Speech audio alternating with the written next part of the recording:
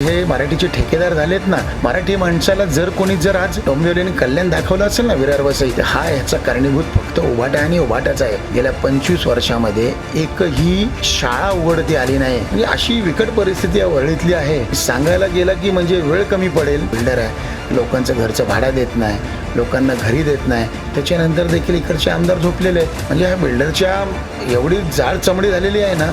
आणि पण इकडचे आमदार खासदार काहीच बोलायला तयार नाही. नगरसेवक त्यांचे, आमदार त्यांचे, खासदार त्यांचे.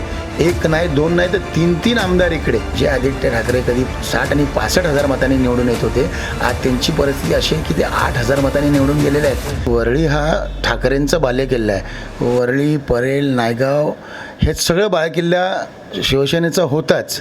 पण आता हळूहळू या बालेकिल्ल्यामध्ये शेण लागायची सुरुवात झालेली आहे. कारण की गेल्या 25 वर्ष शिवसेनेचा आमदार, शिवसेनेचा खासदार, शिवसेनेचे नगरसेवक, एक नाही तर 6 नगरसेवक ह्या वरळीमध्ये कार्यरत आहेत. पण आजपर्यंत जर जुना प्रोजेक्ट एक बघायला गेले तुम्ही तर सिद्धार्थनगर प्रेमनगरचा एक जुना प्रोजेक्ट आहे, त्याला आजपर्यंत काय बोलतं चालना नाही मिळाली आणि आजपर्यंत त्याला काही इम्प्रूव्हमेंट नाही आहे. पण ह्याच्यासाठी इकडच्या आमदारांनी, इकडच्या खासदारांनी, इकडच्या नगरसेवकांनी काहीच केलं नाही. तिकडच्या लोकांना या गलिच्छ वस्तीमध्ये राहण्यासाठी म्हणजे भाग पाडलेला आहे. आज तर तुम्ही तिकडे आतमध्ये जाऊन विचारपूस केली की तुम्हाला कळेल तिकडची प्रतिक्रिया काय आहे. आणि तिकडचे नगरसेवक आज काहीच नव्हते.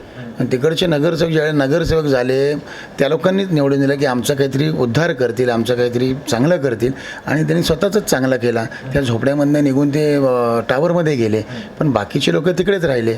आणि ज्यावेळेला आदित्य ठाकरेजी इकडून निवडणूक लढवायला आले 10 वर्षापूर्वी, त्यावेळेला भारतीय जनता पार्टी आणि शिवसेना हे युतीमध्ये होते. आम्ही देखील त्यांना मतदान केलं होतं. एवढा मोठा वारसा होता, बाळासाहेबांचं नाव होता. तर असं वाटलं की वरळीचा विकास लवकर होईल. कारण एखादा मोठा नेता ज्यावेळेला एका परिसरामध्ये निवडून जातो त्यावेळेला तिकडची परिस्थिती नक्कीच बदलते. आणि ते निवडून आल्यानंतर A+ वरळीचा नाराही दिला त्यांनी. आणि A+ वरळीच्या नावाखाली त्यांनी फक्त ब्रिजच्या खाली लाईटी लावली, थोडासा डागडुजी केली, एक सायकलिंग ट्रॅक बनवला. आणि आज त्या ट्रॅकची परिस्थिती बघितली तर ते ट्रॅक तर तुटलेला आहे. आणि त्या ठिकाणी ह्यांचेच कॉन्ट्रॅक्टर, उभाट्याचेच कॉन्ट्रॅक्टर आपले ट्रक लावतात नो पार्किंग झोनमध्ये. पण त्याला जाब विचारणारा कोण नाही. नगरसेवक त्यांचे, आमदार त्यांचे, खासदार त्यांचे. एक नाही, दोन नाही तर तीन आमदार इकडे. म्हणजे आजचे 5 वर्षाची परिस्थिती त्यांची ती होती. त्याच्यानंतर युती तुटली, परत निवडणुका लागल्या. आज 2019 जे आता 2025च्या निवडणुकीमध्ये तुम्ही बघितलं असेल, स्वतःला सेफ करण्यासाठी जे लोकप्रतिनिधी म्हणून सुनील शिंदे आमदार होते त्यांना विधान परिषद केला. सचिन अहिर जे राष्ट्रवादीमध्ये आमदार होते, 3 वेळा मंत्री होते, त्यांना विधान परिषद केला. म्हणजे युवराजाला कुठल्याही प्रकारचा धोका होऊ नये म्हणून ह्या दोघांना आमदार करून बसवला. कारण युवराजांचा लक्ष हा वरळीमध्ये कधीच नसतो. आणि वरळीच्या बाहेर ते बँड्रालाच फिरतात किंवा अख्ख्या महाराष्ट्रात फिरतात. आणि इकडे काम करण्यासाठी म्हणजे 2 विधान परिषदेचे लोक, एकाला ह्या जनतेने नकारला, यांना 32,000 मतांनी पाडला. ह्याच वरळी विधानसभेच्या मतदारांनी 3दा आमदार होऊन, मंत्री होऊन सुद्धा जर या वरळीने त्यांना नकारला, त्यांनी ह्या वरळीच्या डोक्यावरती आदित्य ठाकरेजींनी त्यांना परत विधान परिषद करून ह्या डोक्यावर बसवलेलं आहे.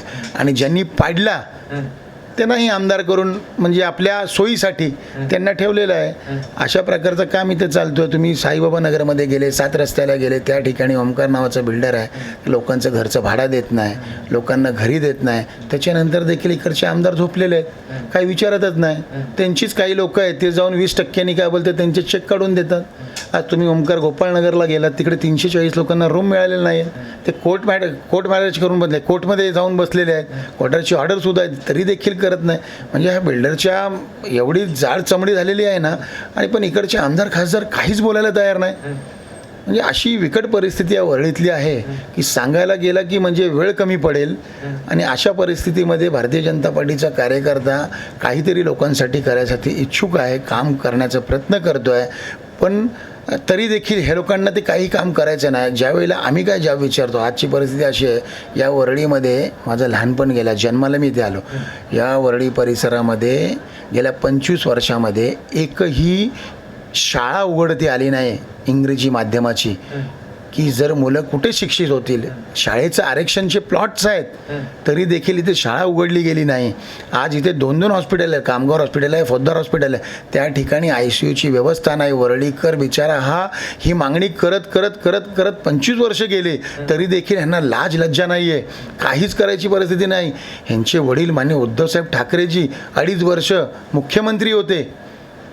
ह्यांचे चिरंजीव इकडचे विद्यमान आमदार आदित्य ठाकरे साहेब मंत्री होते. किशोरीताई पेडणेकर या मुंबईची महापौर होती तरी देखील यांची इच्छाशक्ती नाही, हे करू शकले नाही. मराठी माणसाला जर कोणी आज डोंबिवलीने कल्याण दाखवलं असेल ना विरार वसई, तर ह्याचा कारणीभूत फक्त उभाटा आणि उभाटाचा आहे. आज देवेंद्रजींच्या मनात होता की वरळीतला मराठी माणूस हा वरळीत राहील, म्हणून आज बिर्डी चाळीतला पुनर्विकास केला आणि DC रूल वगैरे बदलून पण 500चा एरिया 120 फुटामध्ये राहणारा हा मराठी माणूस आज स्वतःच्या मालकी हक्काच्या 500च्या एरियामध्ये राहतोय. हे कुणामुळे शक्य झालं आहे? ते आमच्या देवाभाऊंमुळे शक्य झालेलं आहे. सर, हेच तुम्हाला विचारायचं होतं, वरळीत मराठी माणसाची टक्केवारी किती आहे, सुमारे किती असेल सध्या, किती असेल? वरळीमध्ये मराठी माणसाची टक्केवारी नक्कीच 60 ते 65% आहे, त्याच्यामध्ये काही दुय्यम राय नाही आहे. पण आजचं मराठी माणूस जे हे मराठीचे ठेकेदार झालेत ना, ठाकरे बंधू, हे काय मराठीचे ठेकेदार नाही. आणि मराठी माणसालाही कळतं आहे की आज आमचा विकास कोण करतो आहे, मुंबईचा विकास कोण करतो आहे आणि वरळीचा विकास कोण करणार आहे. म्हणून मराठी माणसाने या निवडणुकीमध्ये आदित्य ठाकरेजींना त्यांची जागा दाखवली. जे आदित्य ठाकरे कधी 60 आणि 65 हजार मतांनी निवडून येत होते, आज त्यांची परिस्थिती अशी आहे की ते 8,000 मतांनी निवडून गेलेले आहेत. त्यांनी त्यांचं आत्मचिंतन करावा की हे अशी परिस्थिती का झाली आहे.